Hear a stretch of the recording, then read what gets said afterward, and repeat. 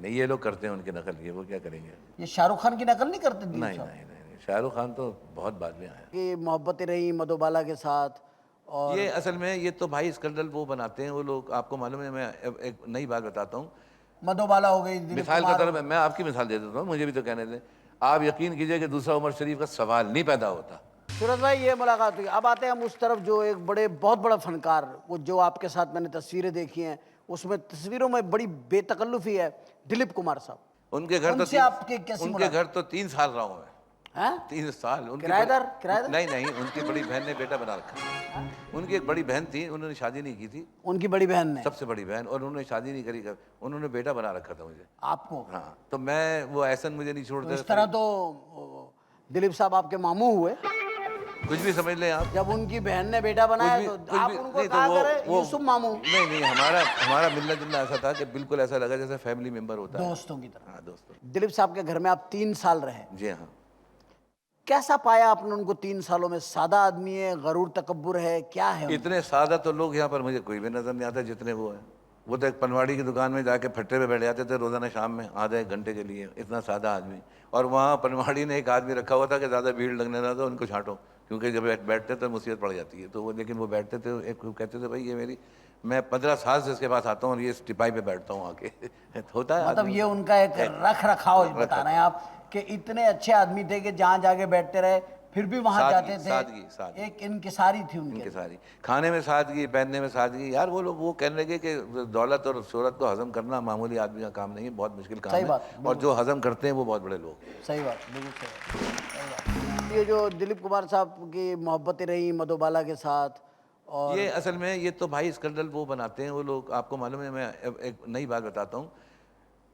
जो घर के बावर्ची होते हैं ना, खाना वाना पकाने वाले या खाना देने वाले, वो बाहर सहाफ़ी उनसे पूछते हैं कि आज बेगम साहब में इनमें लड़ाई तो नहीं हुई, किसी चीज़ में नहीं हुई, वो छाप देते थे ना कि ये हुआ। वो बताते थे घर की खबरें।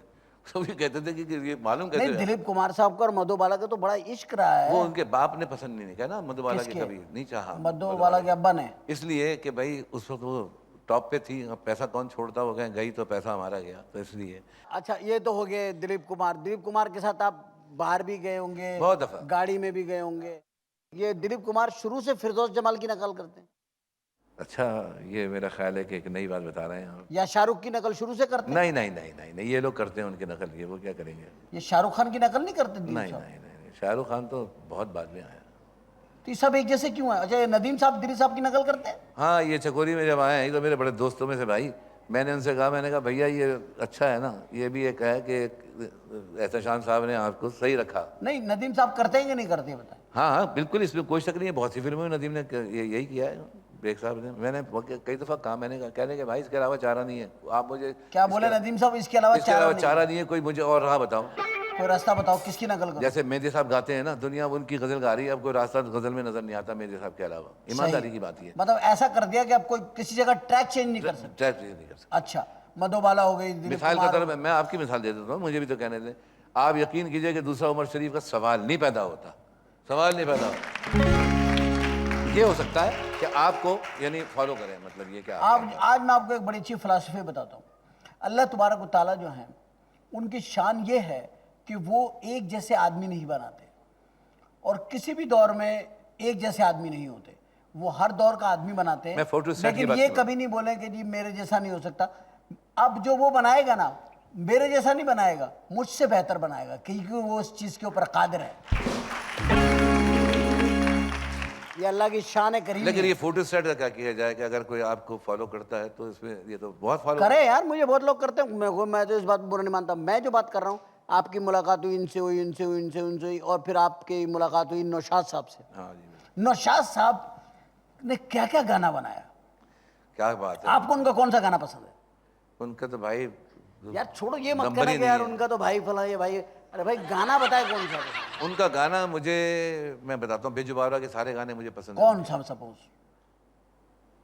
वो दुनिया के रखवाले, जरा एक मिनट बोलिएगा जरा। दुनिया के रखवाले दरबारी में है। दरबारी गुनगुना दे पहले, कोई ऐसी बात नहीं। पहले आप दरबारी को छेड़ दे। दरबारी छेड़ो भाई।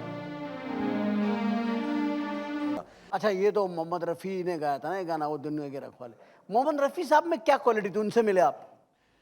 भाई वो तो ना पान खाए ना सिगरेट पिए, दुनिया का अजीब आदमी देखा कि अजीब क्या आदमी नहीं थे वो? भाई अजीब का मतलब ये कि इस लाइन के अंदर आदमी शराबी पीता है, इस लाइन के अंदर आदमी पता नहीं क्या कुछ करता है। मैंने तो भाई उनको इतना सादा और इतना, वो तो ये समझते थे जैसे ये जो मेरे अल्लाह ताला ने मुझे आवाज़ दी है, जो मैं रिकॉर्डिंग करता हूँ, ये सब लोगों की अमानत है और लोगों के लिए है, मैं कुछ नहीं हूँ। वाह प्रोड्यूस मुझसे होती है लेकिन मैं कुछ नहीं हूँ, ये सब लोगों के लिए है। वाह, बहुत अच्छी बात, बहुत अच्छी बात।